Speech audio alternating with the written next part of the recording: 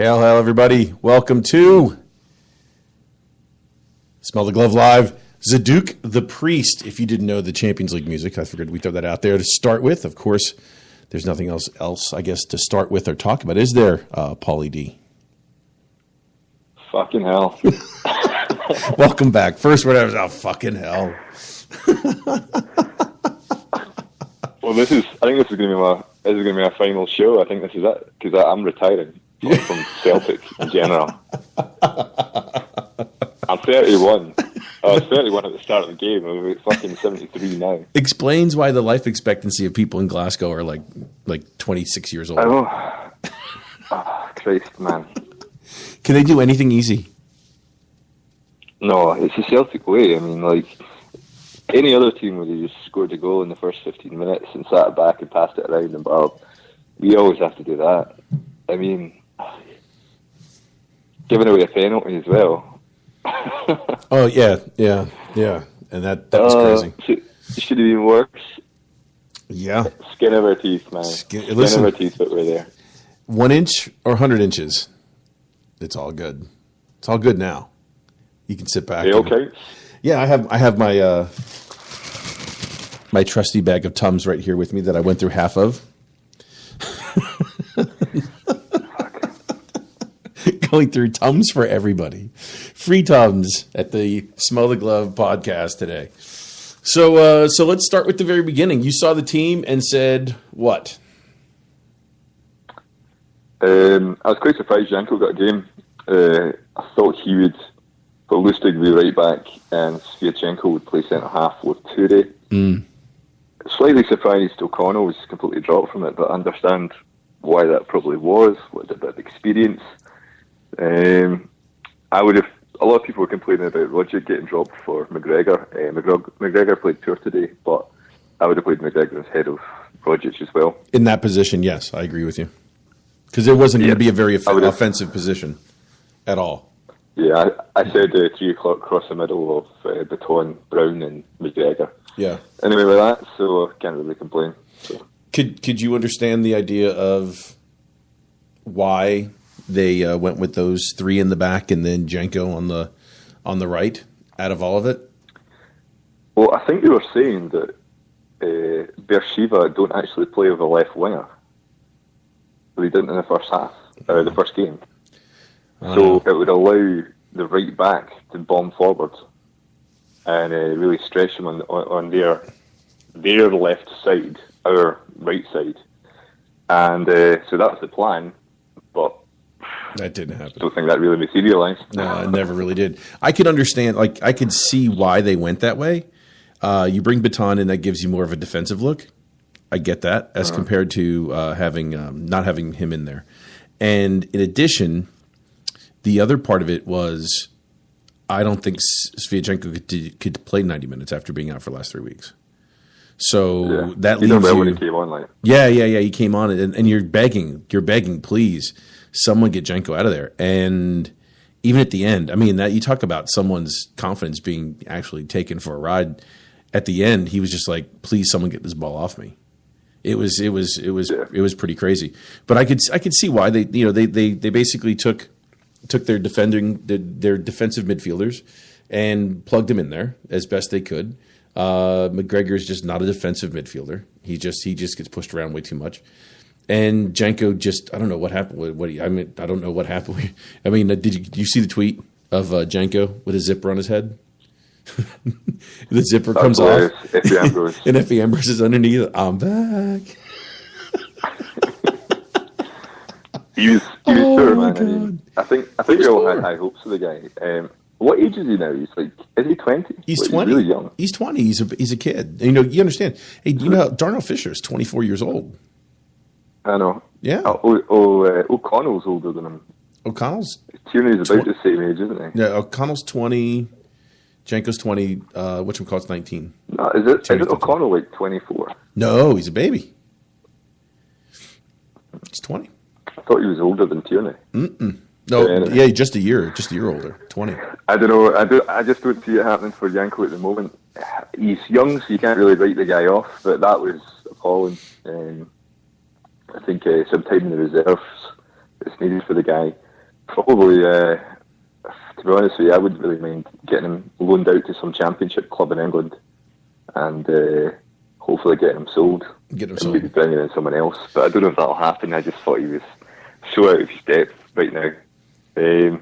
He's one of those guys where he looks potentially good, could be good in the future. He's nowhere near the developed player at the moment, and I think we invested about £2 million on the guy, so you're really going to invest £2 million on the guy for a guy that might be good in 3 years' time? Don't know. Well, I really think it's worth the investment. Well, that's a good question, because that's a couple that I had for you. If you think about, investing, do you think the board trusts Brendan enough to not worry about investing in the future as compared to thinking he's got enough smarts and ability to go ahead and kind of do a half now, half future gig as far as getting players in that could help now and, strengthen? I mean, it's going to be close. I know. Like, the thing is, at the moment where when we're not in the Champions League, which has obviously not been in the last couple of years, this is where you build the buy players. You hoover up a crop of good young talent. Across Scotland, you've bought your Armstrongs and your McGregors, your GMS and a couple other players, and Christie, and you kind of hope that they're good enough to get you through, win the league, and then maybe get you into the Champions League. We've got there by the skin of our teeth, and now it's time to pepper the squad with some real experience. We've started doing that with Yaya Toure, and I think guys like that coming in are going to be absolutely essential. Well, let's Champions League. Yeah, I agree with you. So let me give you the difference between the Barcelona winning season, beating them at home, and versus the Barcelona losing 6-1 at Barcelona, and the selling of the spine of the squad between the two. Once again, do you think they trust Brendan enough to go ahead and leave players alone? I mean, because really, who do you have to sell at this point in time? Johansson? Who do you have to sell? Baton? Tierney at some point in time. Be the first. Yeah. So Johansson will probably be the first to go. Really don't think he's going to survive before the transfer window. I really expect him to leave. He's in the last year of his contract. The thing with Rodgers and Forrest have just signed new deals. Now, Rodgers and Forrest are relatively young players. They've got to a stage where they've invested so much time and energy in them. There's no point in selling them for the £500,000 we get them for them right now. Correct. Two relatively good players that could improve under a new manager. You might as well re-sign them, even if you're not particularly hugely part of their plans. I don't really see Rodgers as the guy leading our midfield in the Champions League, to be quite honest with you. No, I do think that I was surprised at seeing the last leg. In the first half, he done more running than anyone on the field. He covered more ground. Who's this? It's like 6 kilometres, Rodgers. Rodgers came on at halftime. So, in the first leg. Oh, the first leg. Got it. Yeah. Because I've always said about him that he doesn't have the engine to get up and down the park, and he's ran more than anyone else in the first half. So maybe I'm wrong about that. Maybe it's something that it's a preconceived idea we have about the guy. Maybe he's just building to that because he's been injured so long. I don't know. Yeah, but no. I don't particularly see. I don't think that Rodgers is a guy you can rely on in the Champions League to lead your midfield. I think that if he does well, you'd be cautiously optimistic for him to do well, but you wouldn't put all your money on the guy. We really need another midfield player. Baton is not fit to wear a Celtic jersey half the time. Like, I thought he was poor again today. I saw some people say that he was quite good today. I didn't think he was any good. Listen, the entire team, none of them. I don't think anyone on that entire team gets a passing grade today. As far as, the team itself gets a passing grade because they get the result. But as far as anyone that was really, really good today, Kolo Toure is basically it for me. What happens whenever Celtic play badly in the last year? Celtic are atrocious and everyone's like, everyone's shit except for Tierney, he's fine. Yeah. I think we're just patronising the boy. When we do that. He wasn't very good today. None of the players were very good. I don't think they were. No, I think they played a lot of kickball today. I don't know. What do you think? Do you think they played? I think they just kicked the ball up the park and tried to waste time. I didn't see them play out very much. probably the person who looked the most likely to do something was Sinclair.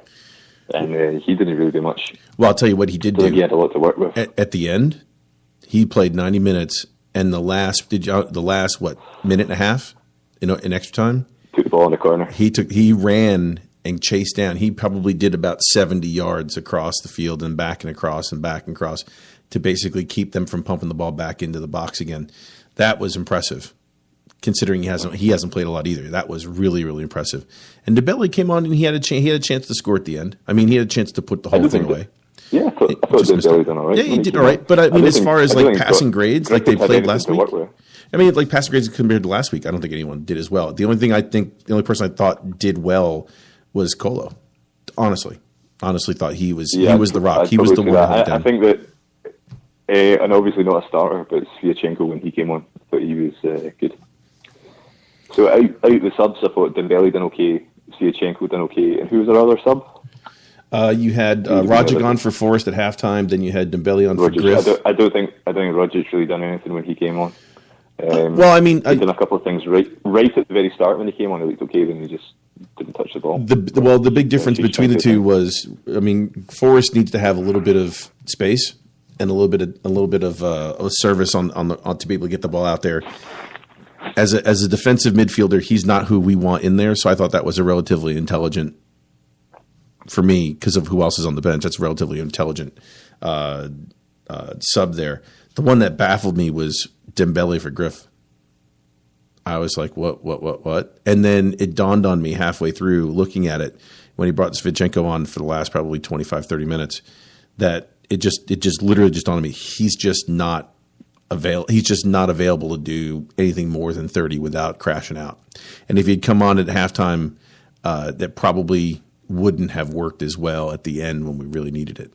So that's where I think that's where we're at with that right now. And looking at it now, you're looking at getting him healthy. That allows us to go ahead and let Janko play back up to Lustig on the right. The only thing is, is that really what you want going deep into the Champions League, or trying to even make a Europa run, finish in third, and go from there? That's the question, don't you think? Yeah, I mean, I think we've been talking about the squads quite a lot, and is it good enough for Champions League, etc. The thing we said was we're probably going to need to buy to get into the Champions League. Effectively, we bought Sinclair, and that was our one signing that pushed us over the line. Maybe we obviously we're screaming out for another central midfield player, someone with a bit of experience to control the game, defend a bit more, and help out in the middle, put in a shift, and we didn't go out and buy that. We kind of weathered the storm with the likes of Baton, etc., and we managed to scrape through. And the ideal scenario, we said from the start, was for us to get through with this squad that we've got, and then we'll be able to attract higher profile and higher quality players to the club. Because at the moment, I don't think we're really looking to buy quantity; it's more quality. No, that's exactly what I was saying before. I think buy the one centre midfield player. Yeah. It depends really how much. If you got offers to the players you've got, I mean, if someone offered you money for Gordon, you maybe sell Gordon and bring in another goalkeeper. Well, you could shift. You've got one now, and apparently, I don't see him as a number one now. Well, here's the issue. I can't see it. Here's the issue with Gordon. First off, neither one of the goals were his fault. That's the first thing. Okay. Janko no, I'd probably say the second. Him and Janko were both lacking communication. I think the goalie should have just came out and went, "Fuck this, I'm having it." Okay, fine, but he's supposed to pull away. I'm assuming he's saying something there. And then Tierney's Tierney's actually wanders off the post, and then comes back and then gets in Gordon's way. And I was asking Matt Ryan the other day, and because he does a blog that we talked about, and he posted some stuff. There was a lot of issues, especially last week, looking at the St. Johnstone match when Gordon just didn't look like he was fully in command. Yet statistically, Matt pulls it out and says, "Hey, listen, the guy, he had a 90% pass completion rate out of the back." Statistically, that's a hard one. I mean, saying that his distribution is poor, yet he's 90% out of the back. That's a tough one. Even though I think anecdotally, we look at anecdotally. Can we say anecdote on this podcast? As from an anecdotal standpoint, I know there was a couple. Yeah, hey Chris. So a couple of things that happen. You know, he pumps a couple balls out of play and he does a couple bad passes. But I mean, overall, 90% of the time, that was great. I mean, 84% was the average goalkeeper in the SPFL last weekend. So I mean, 90%. Well, the thing is, it's not bad. If someone says something over and over again, it becomes true. We know this about football. See with Gordon's heavily one-footed. So when he passes it back to his right foot, he kind of walks round the ball to hit it with his left foot. And that's really obvious. And the first thing people shout is, "Oh, he's not confident. Oh, he can't kick out the ball." If I was a goalie, I wouldn't want to be kicking the ball out my wrong foot. No, me either. I'd take the extra time to run round it. You know what I mean? I'm not fucking hitting the ball with my wrong foot down the field. It's ridiculous. But I don't know, jury's out. I think that it's a good thing situation at the moment that we've got a new goalie in. Apparently, Rodgers is quoted saying that losing the goal, was it De Vries?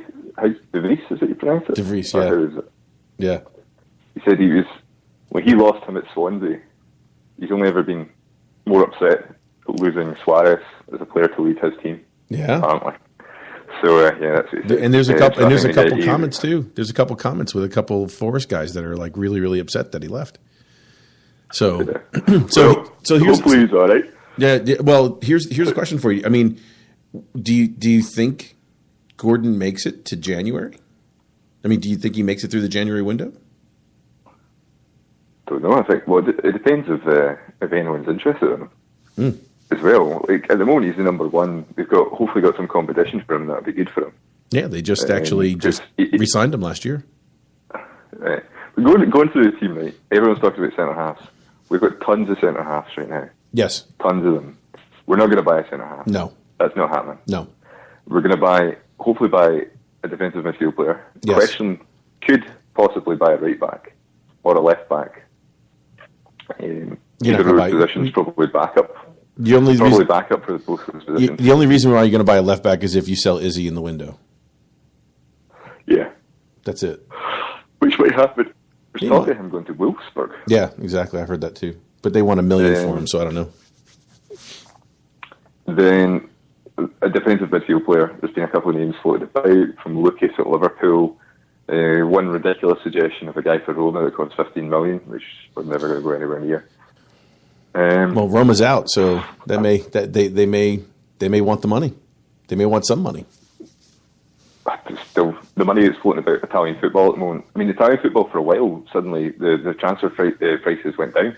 Right. And it's the domino effect of one or two signings have been made that have taken money out of the English Premiership and put it into Italian football. Pogba's signing being one of them. And that money suddenly gets recirculated within Italy. And there's tons of money floating about in Italy at the moment. So, no, I don't think we're getting any bargains out of Italy. But yeah, no, defensive midfield player.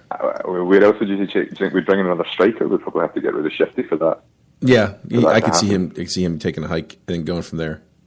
But as far as, I mean, the only other thing I've heard, which I don't know if this is even possible.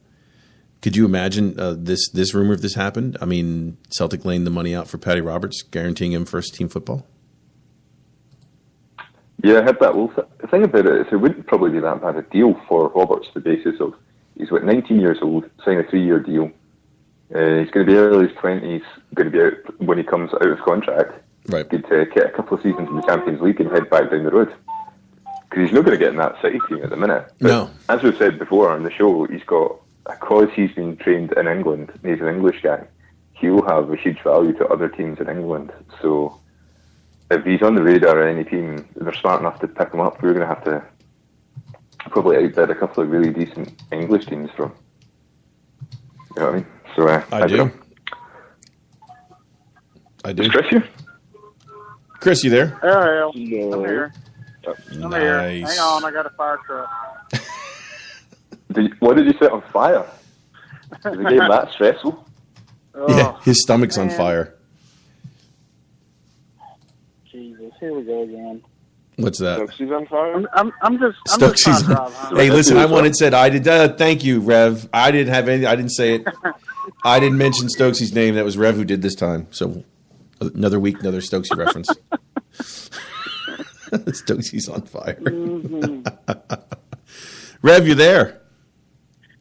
I am here. Holy shit, we have a full fucking team tonight. Look at this. No one on a red card suspension. This is nice. This is nice. I like this. Rev, let me ask you real quick. Penalty or not a penalty against Janko? Not a penalty. Outside the box. Outside the box. I'm with you. It wasn't even close. I don't know how he figured that out. But oof. Like I said in the DMs, I think what hurt him was the way he made his leg movement.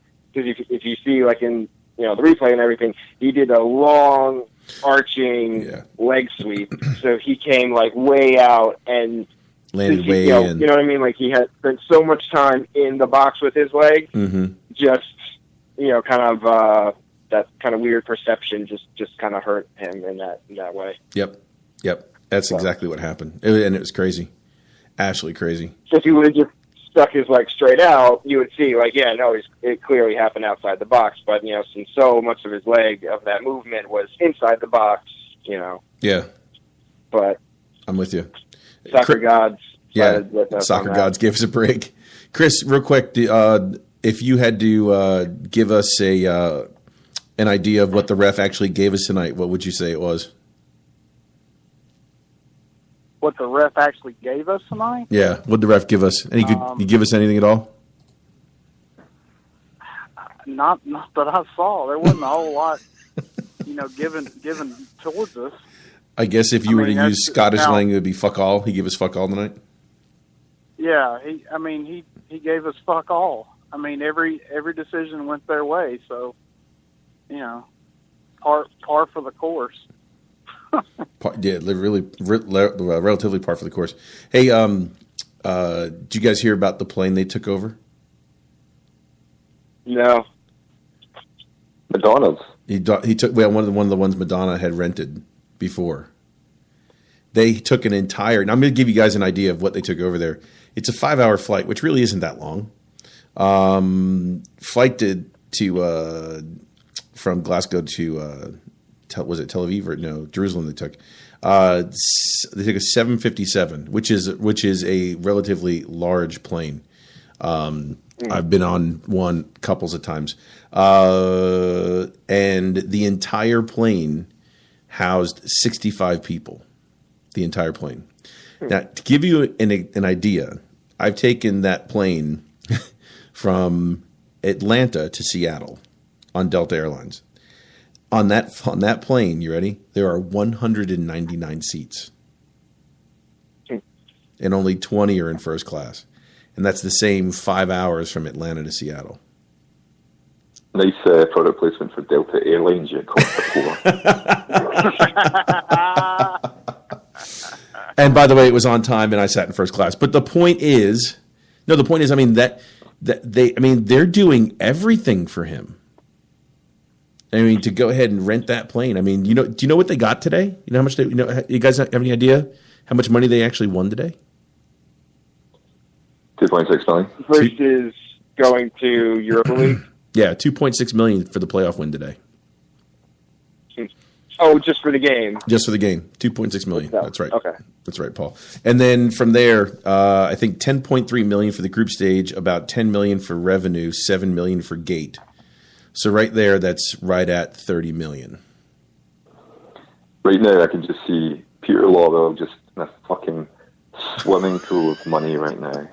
Just like rubbing it all over his body. Just think of it. It's fucking awesome. Uncle Scrooge McDuck. Stop. Scrooge Mc. I can't unsee that now.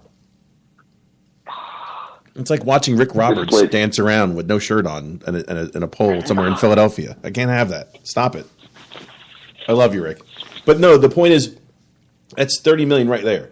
So I mean, and obviously, if they spent to run that plane 5 hours there, 5 hours back, let it sit there for a couple days, cater it, run it, everything else, that's got to be close to probably 25 or 30 grand an hour. So that's probably $500,000. Take that plane there and back by the time you're done with it. Pistol Pete will have a deal. He'll have fucking coupons he's cut out of like the Sun newspaper for fucking hiring a plane. So he probably did. I bet we only signed Janko because he's got like a fucking pilot's license or some shit. It's like, all right, you can sign, but you've got to fly the plane. You know what? On the way home, Janko some money here. Yeah, Janko's gonna have another job. Janko misses the fucking airline. Exactly. He misses the fucking tarmac lines in Edinburgh. Janko, I'm sorry. You played so poorly today. It's your job to go ahead and clean up the galley. Get out there. Go. You're going to serve everyone today and clean up clean up that mess that you made. But no, I did real quick, just did anyone else really see that coming, him playing that poorly today? No, honestly. not at all. Paul? Honestly, that bad? I don't know. He was really bad. He was really bad. Yeah, he was. At one stage, he got up the field and he got the ball towards the edge of the box and didn't even look for anything. He just kind of gave the ball away. And Chris Sutton was doing the commentary on BT, and Chris Sutton, you could pretty much hear saying, "Oh, for fuck's sake!" Like, he was. And Sutton also said when the final whistle went, "Yes, get in." Yeah, oh well. But no, he was really bad. I think I think probably the perfect thing happened today. I mean, I don't think any one of us four were under any illusions that this team were world beaters. There's a lot of dross and scrape into the Champions League at best. We bought in a couple of good pieces of the puzzle in Sinclair and Toure. But I think when you're looking at the likes of Baton, not good enough. Janko, not good enough. McGregor, he's not a Champions League player. He'll do very well in the Scottish Premier League for us. Right. He's not the guy we can rely on in Europe. No. And no, there's pieces of the puzzle that are obviously missing. We need investment. And right now, Brendan Rodgers he probably has already sat down and been like I need guys in. They have to and had planned this. There's no way in the world they could have. There's absolutely no way he would be here on a Lennon deal of, right, you're Champions League, try your best, just try your best and take a 6-2 horse or 6-1 horse off Barcelona. Nah, he's not here for that. No, I don't think so. I don't think so either. No, I think you're 100% correct. Yes. I think they trust him. A lot of people have said this year that, oh, maybe the Europa League is good enough for us. Like, honestly, like this amount of money coming into the club and being able to attract players advances us about 5 years into the future, opposed to going through another season of the Europa League and the players we bring into the Europa League. Honestly, it's an absolute lightning bolt hitting this club right now of being able to get in. I mean, it's unreal to think that we're back at the big boys table. You know, we started this podcast because we thought there's no European football and life is going to be pretty boring and under Lennon and Ronnie and co. And this is the first time we're going to be doing Champions League football. I'm excited, you know. Yeah, I can't wait. I can't wait to get over there and actually get me a wee pink jersey with little starred balls on the side. Wait, what do you mean you get over there? You're not going to a Champions League game, are you? Yes, I am. Oh, fuck you. Yes, baby. Where are you going? Wait now. Hold on. 10 seconds ago, on live on air, you dropped Delta Airlines' name. Now you're going to flying over to Europe. That's right. I get a little side deal with Delta. Hold on. Did I also mention that Delta Airlines are leading the way? They're going to give me shit if I say it's fucking awesome as well. What's that? No, probably not. Anyway, on you go. Tell us about your fucking trip. I'm just can't wait to go. It's going to be fun. And by the way, I don't care where it is, wherever we're going. I'm glad it wasn't like an Europa League game because it could have been somewhere in God knows where. And I never would have got a chance to go. But no, actually, now that it's Champions League, could you imagine? Hopefully, it's an away game. Could you imagine go down Leicester and beat Leicester there? That would be fucking awesome. Well, I'll give you a big hint. One of the teams we'll draw will be Barcelona because we always draw Barcelona. Yeah. I wouldn't mind either. I'd never been. I've already hit my mate up. I've hit my mate up in Barcelona, telling him that'll be over. You could probably fly directly there out of Toronto for like pennies, right? whatever bullshit airline? I don't live in Toronto, though, do I? But you're like you could drive to Toronto. You weren't telling me Toronto had the best airlines, best prices. I could drive to New York quicker here than drive to Toronto. Well, yeah, that's true. So anyway, are you out? You're off to dinner, aren't you? You got time? I'll be going shortly. Okay, so I'm just waiting for my girlfriend to get home. Okay, cool. So here's the question for you, Paul, and you guys too. Who here is ready for all the bullshit that comes with getting Champions League tickets? You know there's moaning already. I want my Champions League tickets. I have a season ticket. You're going to kick me out of my seat. For the cost of those tickets, three home games. What are they, 120? Anyone know how much they are? 120 for anybody know how much? Don't know. Here's my thing on the tickets, right? I'm surprised at the moment that Celtic aren't actually still pushing the season ticket sales. You should still have another drive at selling more season tickets. You need to do that to try and sell more season tickets based upon with Champions League football. Hopefully that'd sell another bunch of them. Then, I fell out with people online about this because the North American fans didn't agree with me. I think they should be selling the Champions League tickets in a match package that involves also buying some form of package of league games as well. Like, get a Champions League ticket in a 5-match package that includes multiple league games. But sell those as well. And that will fill the stadium a bit as well. And then keep on going down until then if you have any tickets left, then you go put it on general sale. Because at the moment, it's the big game hunters come out. They just go, all right, I'll go to one game. I know a guy in Glasgow and that. He used to work in the gym I used to work in. He goes on about, I'm a Celtic fan. He only ever goes if there's a Champions League game. Still always gets a ticket. You know? Sell tickets in match packages. It's flex tickets and stuff. That's what you do in America. That's what you do in the Major League Baseball games and stuff like that. It gets at the glory hunters. It also stops ticket touts buying the tickets. Yeah, I'd love to see the stadium. And then, I remember Graham Wilson fell out with this, and he's like, "Oh, what about the wee women that can only afford to go to one game with our son per year?" And I'm like, "Well, I'm sorry, it's supply and demand." When I was a kid, I couldn't go to every Rangers. I never went to a Rangers game for the first 10 years of supporting Celtic because I couldn't go to all the games, and the tickets to the Rangers games went to the guys that went to all the games, which is only fair. Now that you say that, because this is what I want to talk to you about last week. Now that we got off this, the whole issue with the playing the Huns, that ticket's now whatever it is, £50 or something like that. I think that's what they're talking about. And people are is that what I saw? That's a ridiculous amount of money. Chris, is that right? Is that what you saw? I believe so. Yeah. Here's my issue with that. I think Paul's 100% correct. It's supply and demand. The club know they're going to get it. Now, the other part is the only thing is they didn't raise the season book. They still are using that $100 off, aren't they? So, or £100 off. So, as far as I'm concerned, I mean, that's the 2 games so far that they're going to deal with it as far as £50. I mean, I always hear, oh, well, people can't afford it. I mean, well, I get it. But then again, I mean, you could have sold, 1.5 of Hampden, for the cup match last year. And, even at the price they sold it at. So I understand why the club's doing it. I get it. And for me, I look at as a Yankee fan and Rev, you'll get a kick out of this one. I was looking at ticket prices in the US and what teams pay, what fans pay going away. The most expensive tickets are Yankees Red Sox tickets at this point in time. As far as when the Yankees play the Red Sox in Boston, because it's so small, it's only 35,000 people. And then you look at what's going on at Yankee Stadium for 55,000, and you've got seats that are probably just a little bit less because there's a lot more people that can go to a game. The interesting part was, what did they charge the fans when they go away?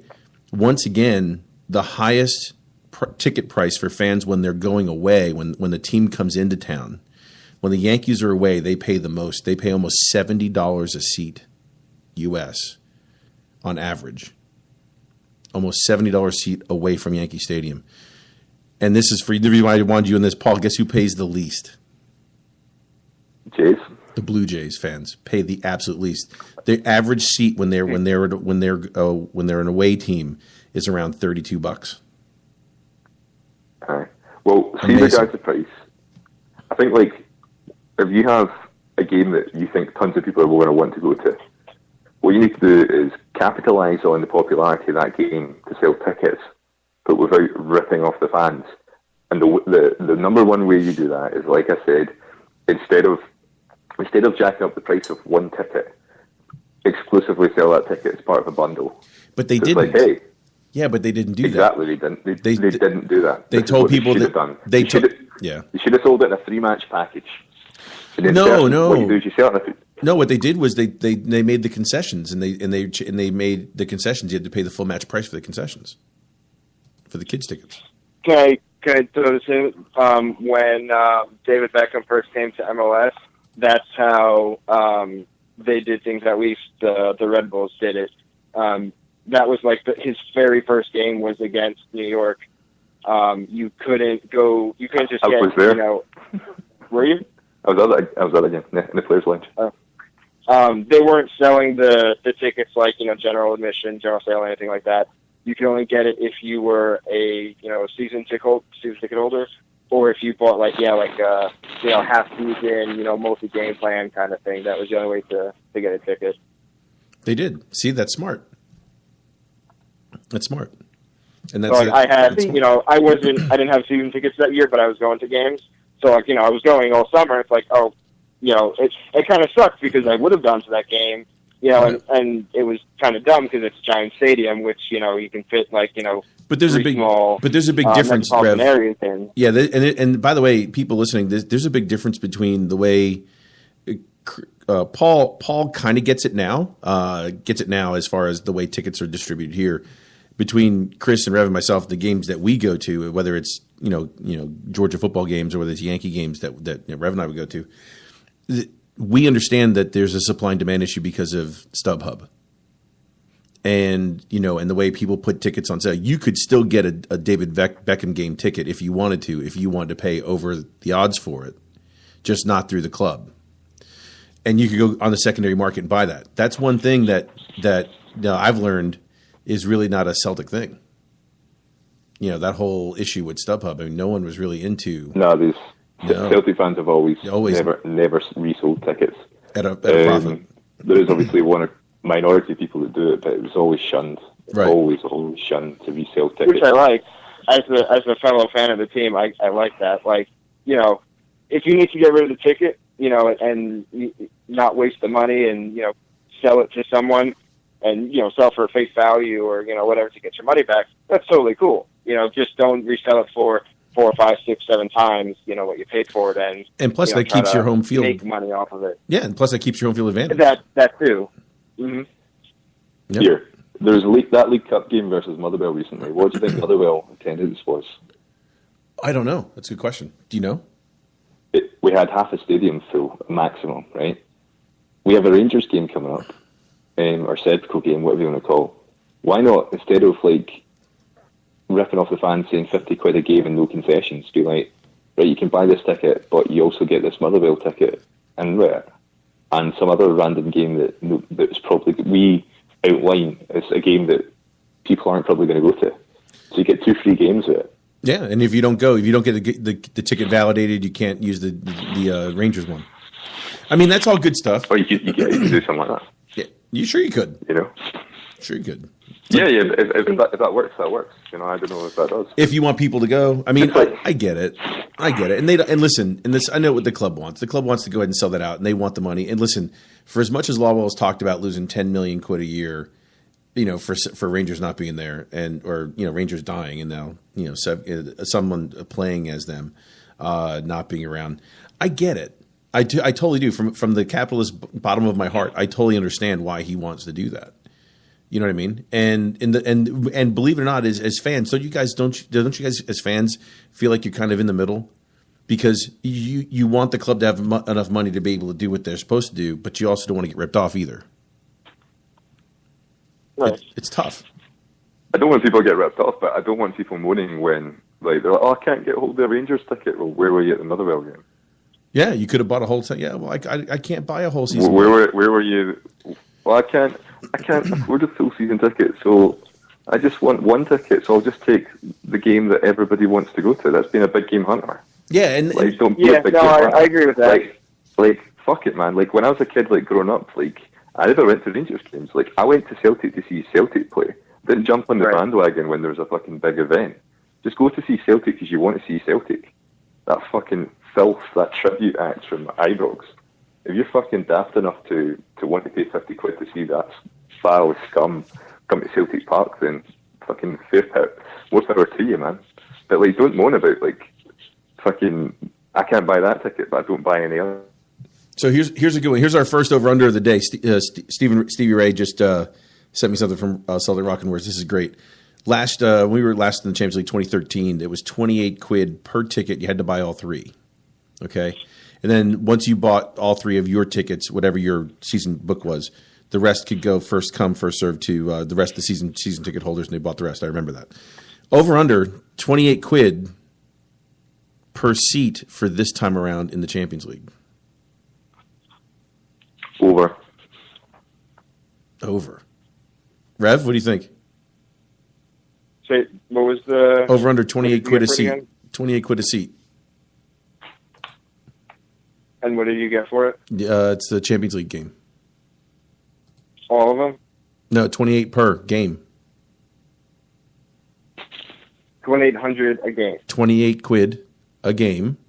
Oh, okay. And you had to buy three. You had to buy all three. Okay. Yeah, over. All right, Chris?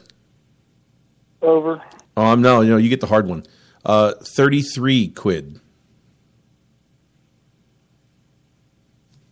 I could see them doing £40 a ticket. You think so? They think they go 40 for Champions League. Wow. What do you think, Chris? Yeah. I think it's going to come right at 30, 31, something like that. 30, 31. It's just fuck it. I mean, it's just my guess. Yeah, no, I get it. I think they go 5, 33. I know they're definitely going to. I definitely believe they're going to go premium than what they did 28. A couple years. I'm trying to do the math conversion in my head, so I'm coming in at like 33. Yeah, 1.3 right now. It's 1.3. Right. So it would be 28 plus I'll 6, say 33. about $34, $35 American for the seat. Yeah.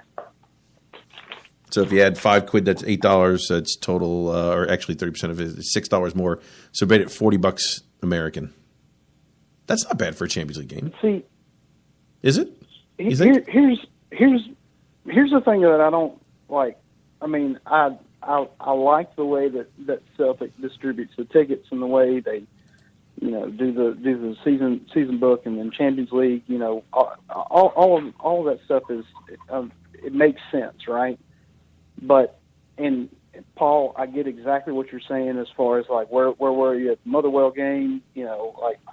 You're there to see Celtic. You're there to support the club, the team, and that's it. And you should be going to the Motherwell games. The club should definitely not jack up one thing and then moan about when the stadiums have full for Motherwell midweek.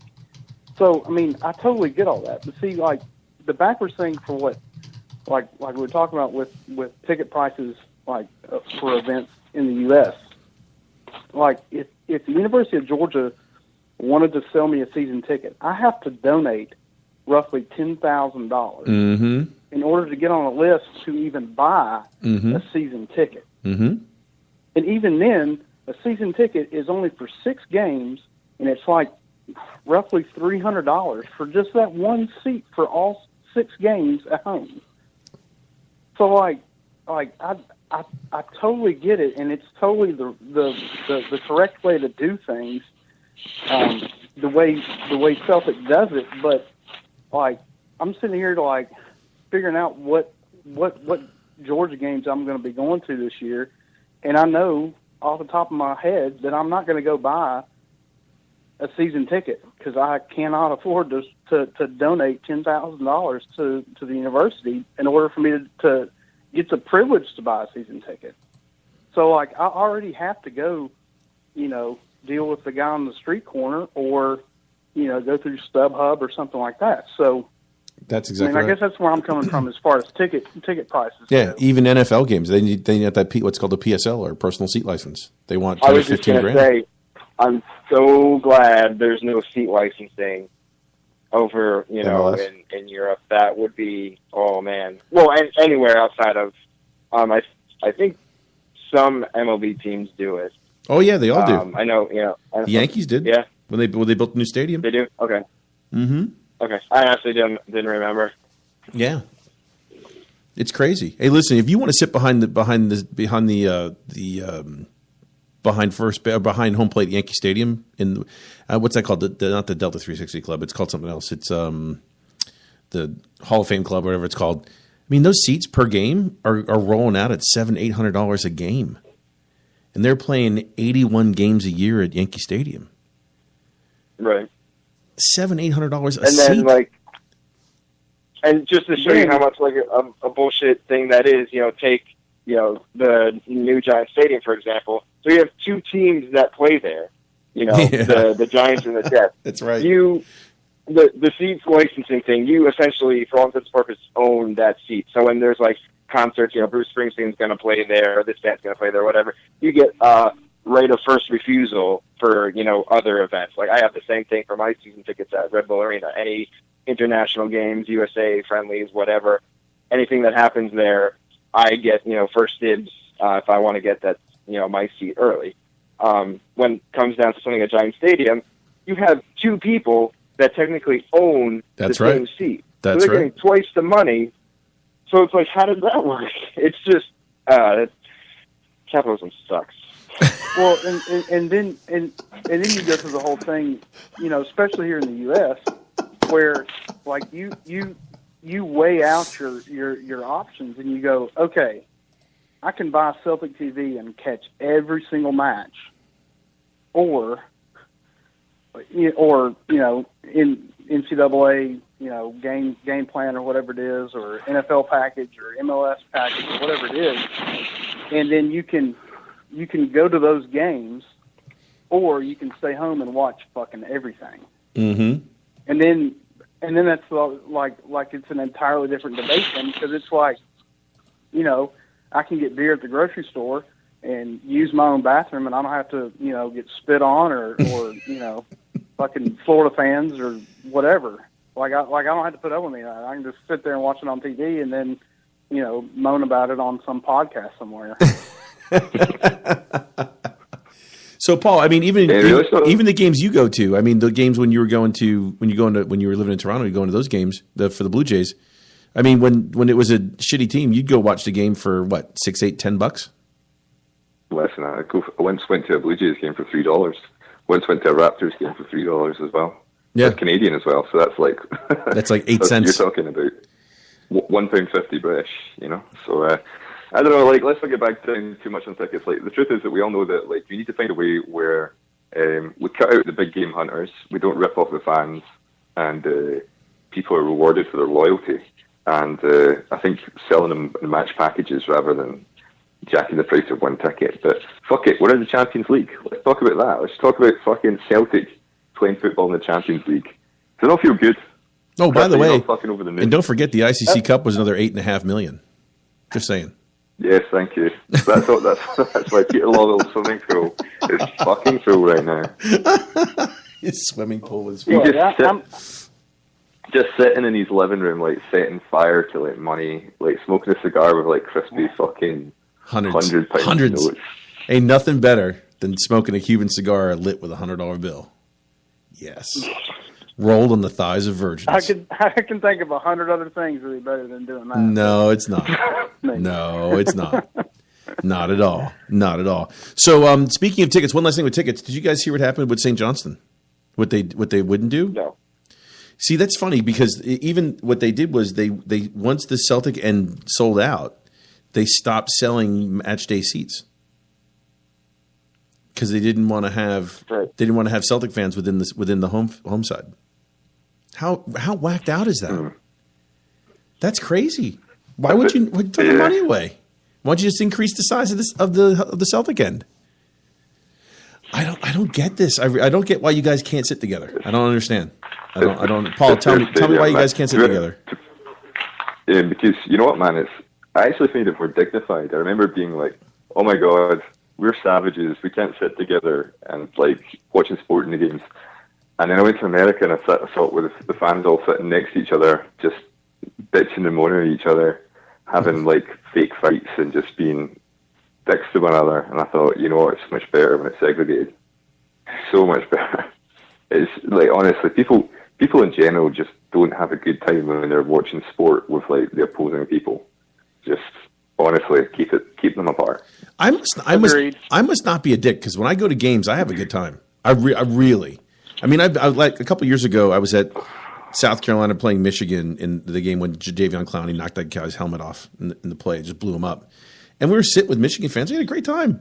I enjoyed the game. Went back and forth. It was great. I mean, it was a ball game. It didn't really mean anything. But, I mean, no big deal. I've had great times with, going and watch the Yankees play against Texas Rangers in Texas. That was a great game. I had a great time. I don't understand. To me, it just doesn't matter to me. Who you are as a person, like your thing, and the kind of crowd that you go with, like, if you're visiting it in another stadium, like that crowd's mentality and stuff like that. I think those are all the aspects that you have to take into consideration. Yeah. Because I've gone to, other stadiums as a visiting fan and haven't really had a problem. But I've gone as, and this is, across, a bunch of sports. And, I've been more low key. I've also gone, on away trips, with like 1,600, Red Bull fans, and we were definitely assholes and should have been segregated, and we're segregated. So it's definitely, But don't you think that's a really a numbers thing? Like if you were just by yourself, you wouldn't be a dick. Yeah. Yeah. All right. Yeah. Cool. Like I've gone to Amy to New England. And just no, that's different. Side. That's different. You get to be a dick in New England because I hate everything Boston. And we're there, and it's just the two of us, and we're just having a good time, and no problems. We actually had like an old lady who was I'm wearing a GSU shirt, and she's wearing a jersey, and we had an old lady in a New England shirt who was giving us attitude, and said, the other way around. It's like, really? Like, you? Like, just, some random old lady. So, it all depends on, you got to remember, like, Rev, that old lady probably grew up watching, like, from a young age, New England Revolution. Her father before him, and no, wait. It's MLS. The man who says he hates capitalism all of a sudden loves MLS. Did you hear that? Did anyone else hear that? I don't. I hate MLS. I hate MLS. Rev, I know you love MLS. No, I'm only joking, man. I'm only joking. All right, so I once went to a Celtic game with a Hibs fan. Took a Hibs fan into a Celtic game, and like I told people around us that he supported Hibs. Nobody gave a shit. So yeah, no, there you go. So let's go real quick. Let's go through the St. Johnson game because we have this real quick because I don't want to talk about the game itself, but I just want to talk about our favorite referee, Craig Thompson, real quick. Craig Thompson actually booked James Forrest for not going into the stands, which I thought was pretty interesting, and the Griff dive, which wasn't a dive. Actually, it was a dive. It was a dive, but there was contact. Is that correct? So if you use Robbie Nielsen's and this is the jog on Rialdi, I guess. Jog on Rialdi, Griff getting a card under the Robbie Nielsen version of if there's contact, I can go down. Griff is took a dive, so she gets booked. It's the law of the game, and your man who dived should have got the Hearts player should have been booked as well. If you dive in the box playing football, you should get booked. And Griffiths dived. He did. I think it was a fucking stonewall dive. It was a dive. Yeah. I agree with you. He should have got booked.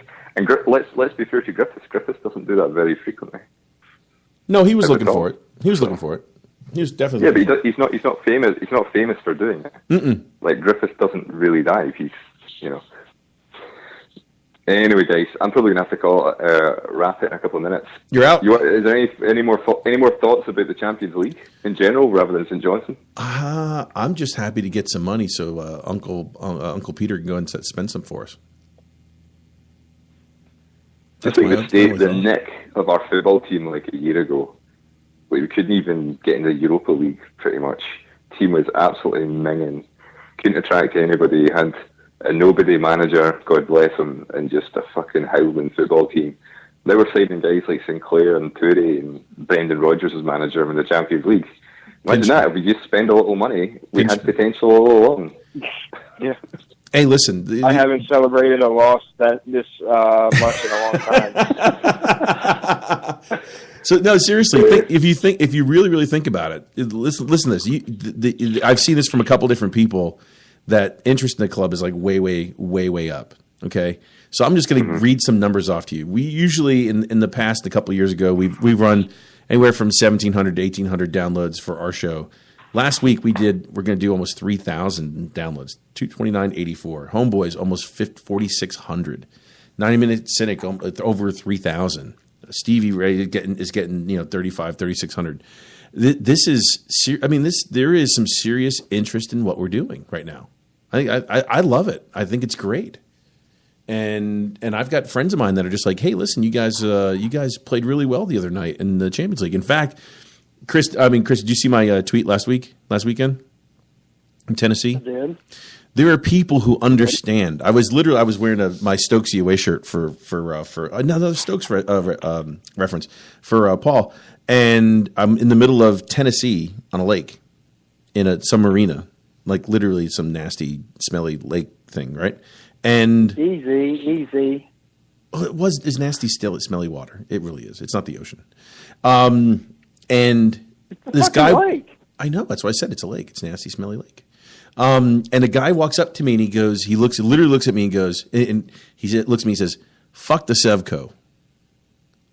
And I looked at it and I almost fell over. I'm like, how'd you hear that? He goes, "Oh, my friend watches it and I've seen him a couple times on TV already this year and blah, blah, blah, blah, blah." I'm like, oh my God. There seriously is, there's a lot more interest in the club. This is a golden time for us. We're going to beat the shit out of the fucking Huns when they come up, and we're going to deal with the rest of the club, the rest of the league as it goes. Dude, this Champions League thing is what should, and what happens from here on forward, hopefully, is what we thought was going to happen when we beat Barcelona. I got to be honest, obviously last week you guys on the show without me because I was in the cone of silence, as we always call it. That's a kind of private joke for the guys on the show, but yeah, just whenever we don't see the game live when we're working, kind of switch off our phones and blah blah blah.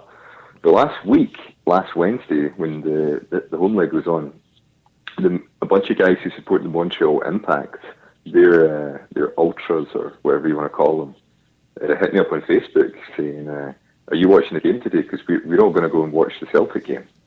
I was like, "What? What the fuck?" Well, these like guys in Montreal, and most of them will support like French teams, support like Marseille or whatever, and yeah, they were going to go and watch Celtic rather than any other team on the board. So it shows that the popularity of the club is going up, and people are hearing about us a lot, even if it is from the political things that are going on at the moment, the flags, or just us playing well. It's a good thing. It is. All right, Paul, you're off to dinner, man. Take care. All right, boys. Hail, and I'll catch you all later. Yep. Later, man. So I got you two left, and we'll go through the rest of this real quick. Just real quick, you guys want to give me a Jagan or Yaldi for Bruni retiring from the Scotland team? Yaldi. Here's the question for you, though. You ready? How much did Brendan Rodgers have to do with it? That decision? I'm sure it might have played a little bit, that he just said, time to focus on this. I need you to focus. And I'm sure, I'll be honest, this is just I guess, I don't watch, Scottish international teams. But I'm assuming he, his time is coming to, kind of coming to an end anyway, right? So he just figured, let me double down on Celtic, focus on that, and try to finish out on top here. Is that a fair guess? It's fair. What do you think, Chris? That's exactly what I thought. Is that, you know, whether it was a bug from Brendan Rodgers in Bernie's ear that just like, hey, you know, I need you to really commit to training, to doing the things that I know you're capable of, and if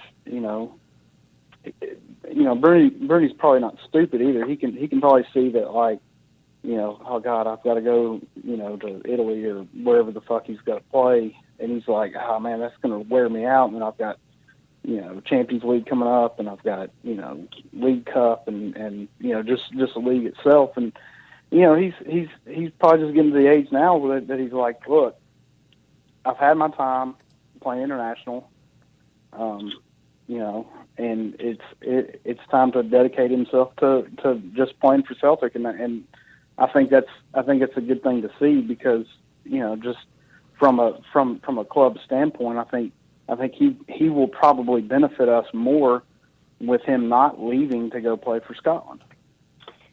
And it's, you know, I don't think there is any threat or anything by Brendan Rodgers. I think, you know, he probably just laid it out for him, you know, and he did Euros are done, you know, that's not coming up, you know, so, you know, that's over and done with. Next World Cup, even, like, I don't know where, you know, Scotland stands for qualifying, but even if they were to, that's 2 years out. So there's nothing meaningful happening for them for a while, so there's nothing really to play for right now. Right, as far as they start their World Cup qualifying, yeah, exactly, which is another 2-year process for them. Right. Yep, exactly. So the comment that made me kind of freak out about what he said was in the comment in the video, the interview. Rodgers made the comment, you know, Brown could play for me for, you know, if he does this correctly, he could play for me for another 5 or 6 years. And when he said that, 2 things immediately popped through my brain. Holy shit, could Brendan Rodgers really be here 5 or 6 more years? And could Bruni play till he's 36, 37 years old? One of them is a possibility. The other one is not. I don't think Bruni plays that long. No, I think he's with the club that long. I think he's at the club that long. But I think Brendan Rodgers is probably an easier bet, you know, for being there 5 or 6 years. I think now that he's kind of settling himself in, and you know, things are going his way, the club's way. I think he could be setting himself up for a longer term management role. You know, same thing with Bruni though. You know, he's been there for how many years now? 10. 10. Yeah, 10 seasons. This is 10th season. Wow. Well, so then you know. No, it's been 10 seasons yet, has it? I heard them talk. That's the number that I got. No, that's the number that I heard when I was watching Celtic TV the other day. I didn't check the accuracy of it. That's just what they said. He's been here 10 seasons. Huh. You didn't run. Or maybe this is his 10th season. What'd you say, Chris? So you didn't run it through Wikipedia? I didn't run it through Wikipedia, but I could actually check for you right now if you'd like. What? No, you don't have to do that. I'm just saying, probably at most he's probably got 4 years. I mean, I think he could be at the club longer in some other role. Definitely. No, certainly. But starting day in, day out, I think he's probably only got 4 years left. This is his 10 seasons, 2007, 2008. Okay. All right, 9, 15, 16, yeah. 9, 10, yep. Yep, 10th season. Amazeballs. He's 31 years old, June 25th, just turned 31. Yeah, his birthday is like a month before mine. Mm-hmm. So that one. So I thought it was really interesting. It was really cool that Brendan basically said he could play for me for another 5 or 6 years. I don't know if that was that a Freudian slip? Am I wrong for thinking that? Do you understand what I'm saying? Do you really believe that Brendan may have said that he would actually be here for another 5 or 6 years? That's where I said, holy shit, is that possible? Hey, if everything goes right and he's happy and the board's happy with him, fuck it, why not? I don't see, Man, he said I that. mean, I was like, whoa. he's the first Celtic manager that has won to get us into the Champions League In his first season? ever. Yeah, in his first season ever. Mm-hmm. So I mean, just that on that, hell yeah, keep him there for 5 or 6 years at minimum. Yep, that's interesting stuff. I thought it was really, really, really crazy. So I don't know if we want to belabor the rest of that. But I will say this: did you guys watch the Fox Soccer broadcast of the St. Johnston game? Just want to go over one more thing, just with that. Negative. No. Rev, you didn't see that? You didn't see their version? You didn't hear? It was Derek Ray and Chris Sutton. No, I didn't see it. In on Sunday, Saturday morning, I got up really, really early after being up really, really late Friday night, and sat there and watched the game. And I could not believe my ears when Chris Sutton basically said, "Craig Thompson is a misery." I heard about it. I read the article. Oh my God, I can't.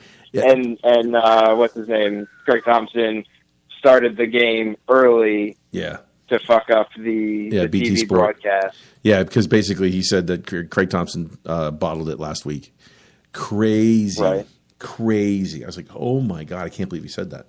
So this is the one time I think it actually, can bite him in the ass, because now they're, this isn't just, regular pundits, or coaches, talking shit, and the referee being protected, and, he's going to get his way. Now he's messing with the money.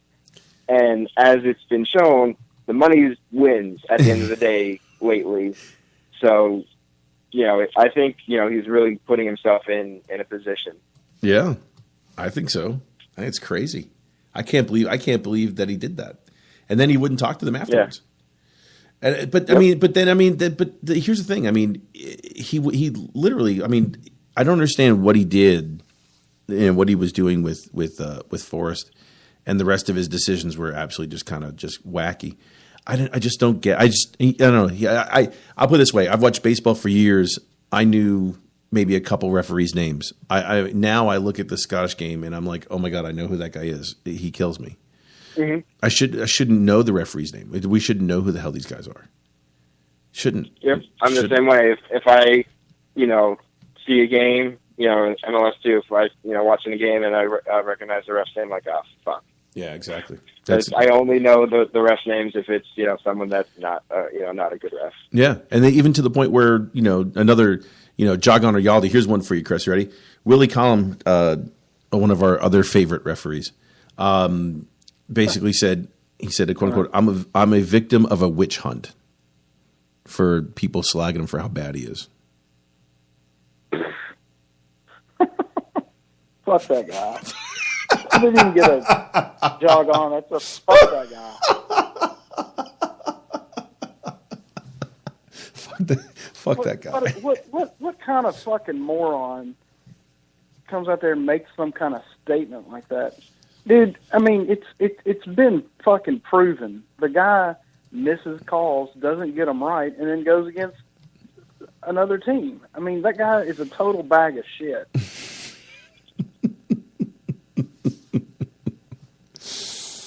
There you go. That's an ultimate jog on, by the way. I can. I know. To be fair, I excel at that. To be clear, if you want to have good professional referees, you need to pay them better. Was it? Now for the life of me, I don't remember who said it. But it was a couple of years ago. And it blew me away realizing that. At least, this was, say 2012, 2013 maybe.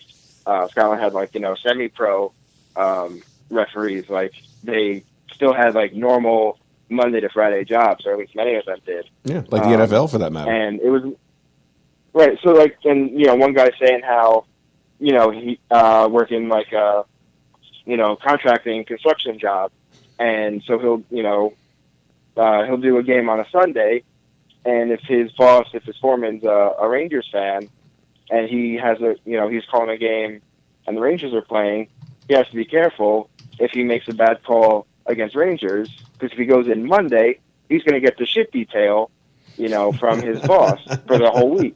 It's like how, so it's like, what's he going to do? Is he going to, worry about being, getting the actual, punishment? Like that's, how fucked up is that? No. So, pay them where they can have, their, a living wage, and that be their job that they can focus on and have the skill to retain the people, to do the refereeing at a competent level. And then you won't have, just awful, terrible referees. So they need to do an exchange program. That would be interesting. Like the SFA needs to ship all of their referees off to Botswana or something. They wouldn't get them back. Get nothing but Botswanian. They wouldn't get them back. Those guys, they get shot for a season. They get shot pulling that shit over there. That wouldn't work. But that's exactly my point. Is they need to concentrate on being a fucking referee instead of who's playing who and who being part of it. Yeah. Quit trying to be part of the game instead of just calling the game. I mean, if it's clearly a foul, call the fucking foul. If it's not, then don't fucking blow your whistle. Are you saying that if it's not out of bounds on you, give it to the team who it's not out of bounds on, and then don't let them score from a throw in that would actually? Oh, never mind. Sorry, I got sidetracked there. A little back to all of us sitting in Philadelphia, looking at the TV screen, going, "What the fuck just happened there? Wasn't the ball off of?" But that's exactly my point. I mean, they need to do exactly what Rev said, is pay the referees a living wage, let them make their money, but also hold them accountable. And if you say, okay, well, Celtic Rangers game, which referee do I have that can be put into this place that is going to be partial? I wish, dude. But the SFA doesn't work that way. No, they don't. I mean, everybody knows this. So I mean, why should we be surprised with anything that those fuckers say? I'm not surprised. Nothing they do surprises me. It infuriates me. It absolutely blows my mind, but it doesn't surprise me. So, but whatever. I'm sick and tired of those fucking idiots. Really am. So anyway, on to what's going to be beautiful Tuesday or Wednesday games and then Saturday games for everyone this year. So no complaining about not going to Saturday 3 p.m. kickoffs, because we're going to get a lot of those. We have Aberdeen this weekend. I believe that they are they actually coming to Celtic Park this weekend? Is that correct? Yeah, it's first home game, right? So we get them Saturday at home. And what do you guys think about that one? You guys worried about them? I mean, they took them 3 games to score a goal. Oh, really? Yeah, they would draw 0-0 draws first 2 games. Then I think they won 2-1 this weekend, right? 2-1. They beat Thistle 2-1. So, you were concerned about them at all? I'll say, nah. I think they'll probably get a goal, but I'm not too worried. I think we'll be up for it, especially after today. We'll be a bit relieved and just turn it on, especially at home. I'll say 3-1. 3-1. Nice. Chris, you want to give me a... I would say 2-0, but I'm not convinced. Dos Acero. I know you and Paul were talking about it earlier, but Gordon's performance today, and I know it wasn't all Gordon, but I mean, with Sedianko and Tierney making the hubbub or whatever. I mean, the second goal clearly was Yanko. Yes, wanting to dance. I think, and I know I sent y'all a message that said, Craig Gordon probably needs to sit on the bench for a week or so. Just, I don't know, just for no other reason other than, give him some actual competition. Yeah, it's going to get. Do you think we see this guy? New guy, DeVries? DeVries? Yeah, sure. I mean, we paid the money for him, so get him out there and give Craig Gordon some competition. I think if nothing else, he needs to have a little bit of fire. Couple times tonight, I saw him just kind of, I don't know, look. I don't say defeated, but he looked kind of defeated. Like, fuck. I mean, I'm doing all I can or whatever, and sometimes you just need to take a break and just gather yourself. So that's all I'm saying is maybe Gordon doesn't get the start, but right, that's just me. Interesting stuff, man. I'm just it'd be interesting. I wouldn't have a problem with it. I have no problem with that either. I have no problem with it either. I mean, listen, anyone going to push, I'd love to see him push, and it's not like Brendan has a problem making a decision. Well, and let's face it. If Kolo Toure is in the box, kind of, right there in front of him, that guy, I love that guy. Did he want to absolutely just rip the head off of Janko when Baton's and cousin tried that bicycle kick? I posted a picture of him. I saw it on Twitter, but I couldn't retweet it or whatever, so I put it up on Instagram. It's just a picture of Kolo Toure, and the caption was, "Have you heard about the big strong man?" I mean, and that guy was just absolutely yelling at every single player on that pitch tonight. I mean, who got the match ball? Do you know? I have no idea. Man of the match, somebody? I have no idea. It needed to be Kolo Toure if it wasn't. For Celtic? Who knows? That's a good one. I have no. I mean, everybody clue. Turned off their TVs and went outside and punched a wall, but you have walls outside? I mean, some of them.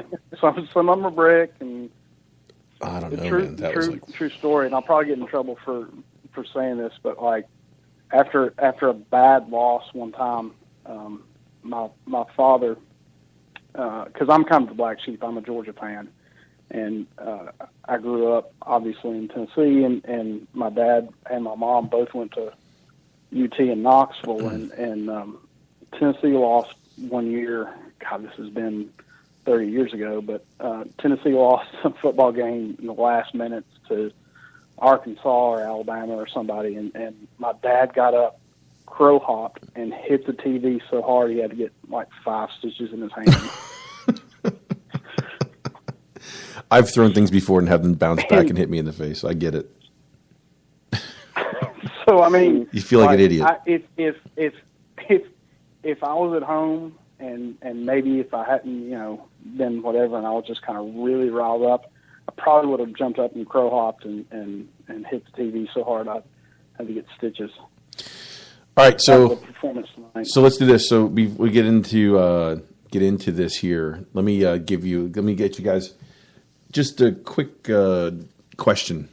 I'm going to read through a couple teams. You tell me which team you want. I'm going to give you seeding by pot, and then you tell me who you want out of the pot, and we'll go ahead and see if we can put this together. See if we can get a fake draw, with knowing that we have 4 more teams to get in tomorrow to finish it off. But seeding in pot 1 at this point in time: Real Madrid, Barcelona, Leicester, Bayern Munich, Juventus, Benfica, PSG, and CSK Moscow. Rev? Give me Moscow. I don't want to go to Moscow. I don't want to go to Moscow. But even though we could win that game, I think we win that game. Because look at this. Their ranking, check this out. Moscow's ranking is 48.716. Guess what Celtic's ranking is? 40.46. They could win that game. I'll take it. I'd take that. Chris, who do you want? I mean, are we going for sexy or who we want to see for Sexy Celtic sounds going good. into Sexy this? sounds good. I mean, I'd love to have a Bayern Munich, I even though that'd be a loss. I wouldn't mind Real Madrid. No. No? No, dude, how awesome would it be? I'd love. I mean, wouldn't it be great? Like go down and just get Leicester. Their ranking is 15.256, and they're already not doing very well. I mean, I don't think they're going to be doing very well the rest of the season. I mean, you got a chance to you got two decent clubs there you could pick from, and get a decent result. And I think you could probably get a decent result against Benfica too. I don't know. Maybe. I don't know. We'll see. But I don't want anything to do with Real Madrid, Barcelona, or Bayern Munich.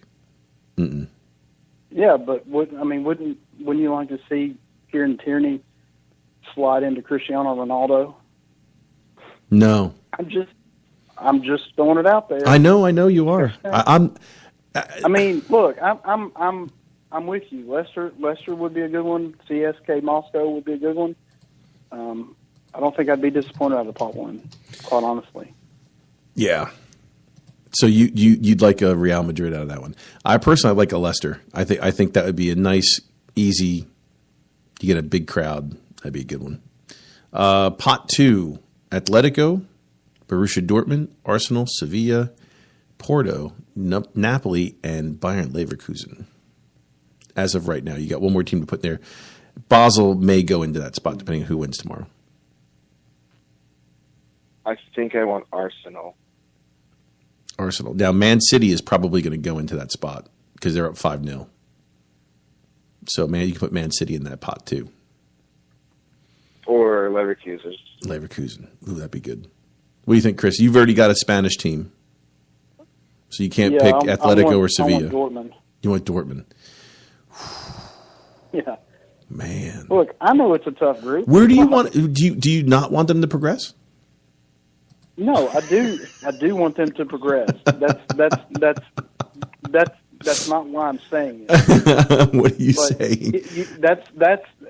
that's why I specified. You want picks for who I want to see, so we have a better chance to make it to the last 16. Or are you wanting a? Just curious who you'd like to see us play. I would gladly trade like a pot 1 Real Madrid for like a Leicester or CSK Moscow. I would gladly do that. Mm-hmm. I want Dortmund, but it's because of one of my really good friends that's here. He's from Dortmund. Mm-hmm. We've bantered back and forth for forever. I've watched Dortmund with him. He's watched Celtic with me. I would like to see that matchup. Now, that being said, that is a tough ass draw. That is a group of death right there. That is definitely a group of death.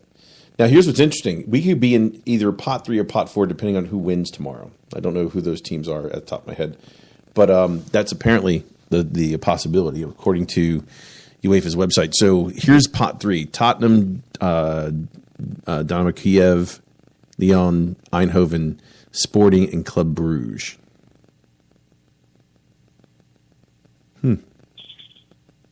I would take Kiev or Bruges out of that. Bruges. Man, I tell you what, I'd love to go to Portugal. Now that's even Lyon would be nice. Could you? Oh man, that'd be so cool. That'd be nice. I'd take a Leicester, Napoli, and Sporting as my group right there. Or if we get into that group, here's the bottom half: Monaco, Besiktas, Legia Warsaw, or Ludogorets. I know who I don't want. I don't want Legia Warsaw. Yes. And I don't want to go back to Besiktas. Don't want to go back there either. Don't go back to Turkey. Monaco. Could you imagine Monaco as a draw? How about this group? Right? Leicester, Napoli, and Monaco. Oh my gosh! Or even if you really wanted something really cool, you can say You go Barcelona. Yeah, Barcelona, Napoli, and Monaco. I mean, could you imagine it wouldn't be a better group of people more excited to go to travel for away games? That's the best pick of all of them.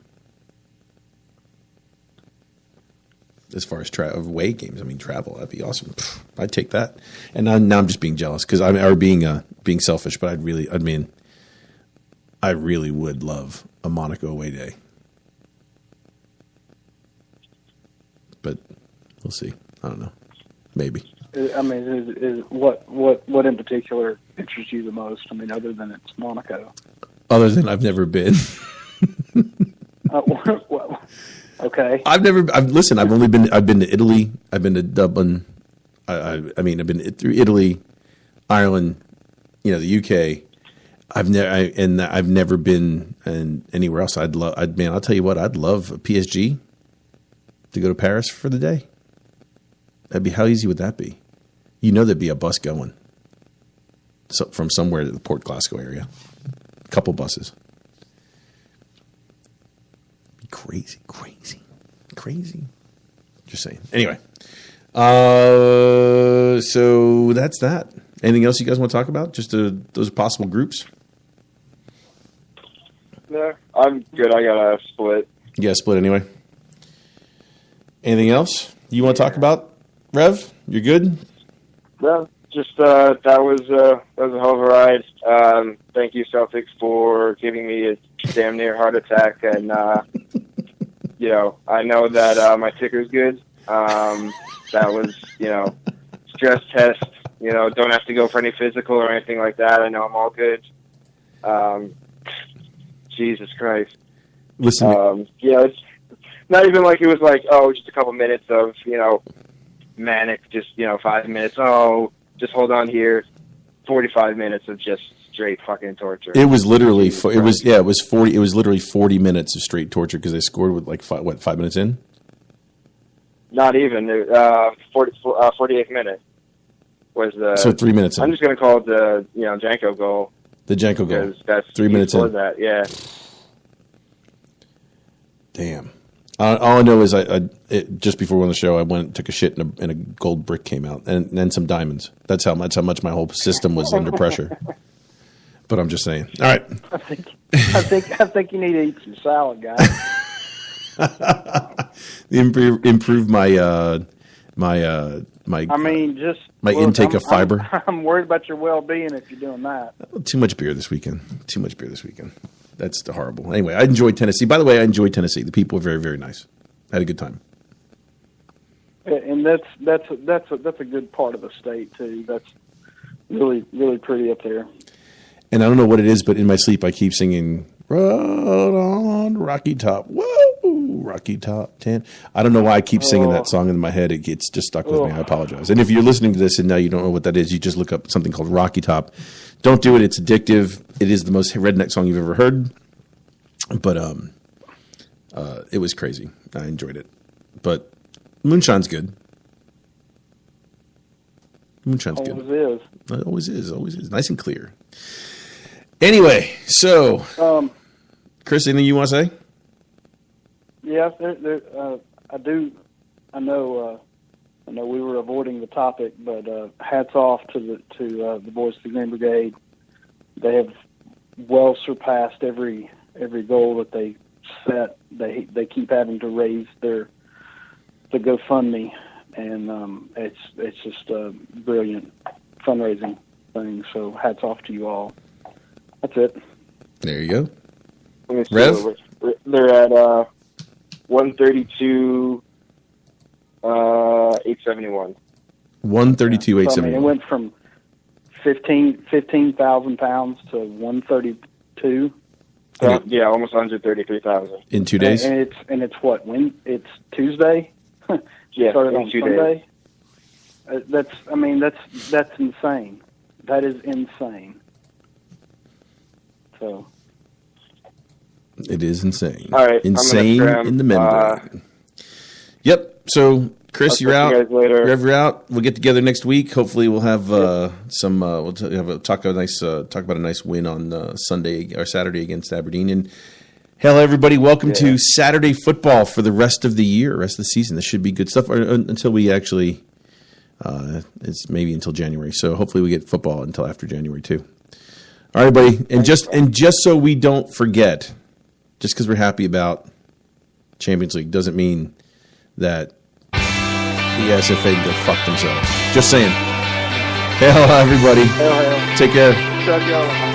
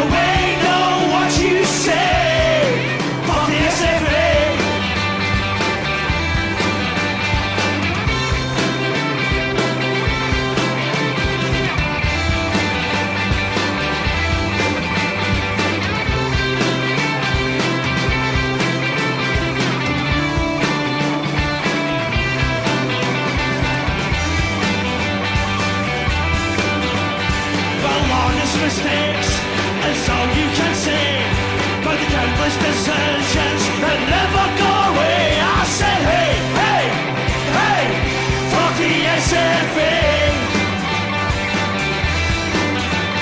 You say that we're paranoid, we know what you say. You'll never stop us singing about the IRA. I said, hey, hey, hey, fuck the SFA. You say that we're all paranoid, but we know what you say. Fuck the SFA.